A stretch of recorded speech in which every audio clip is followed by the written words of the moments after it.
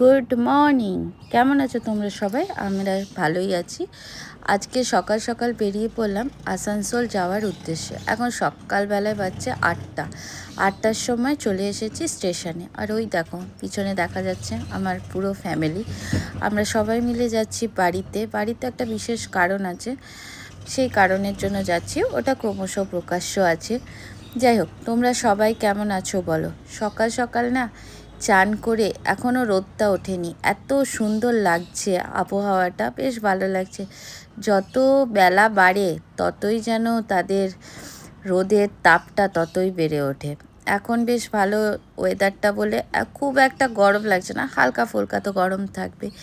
আর স্টেশনে এসেছি মানে, আমি স্টেশনে একমাত্র এত ভালো লাগে না এখানে যে চা খাওয়া যায়, কত কি টুকটাক জিনিস খাওয়া যায়।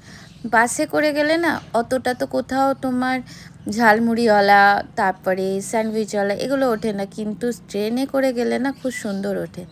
যাই হোক, দেখতে দেখতে আমরা আসানসোল ঢুকেও গেছি। আর আমরা ব্ল্যাক ডায়মন্ডে গেছিলাম বলে খুব তাড়াতাড়ি পৌঁছে গেছি। 8টা, মনে হয় 8:30 নাগাদ গাড়ি এসছে। 9:48-এ আমরা পৌঁছে গেছি আসানসোল স্টেশন। পরের ভাগটা নিয়ে আসছি খুব তাড়াতাড়ি। ভালো থেকো সবাই, টাটা।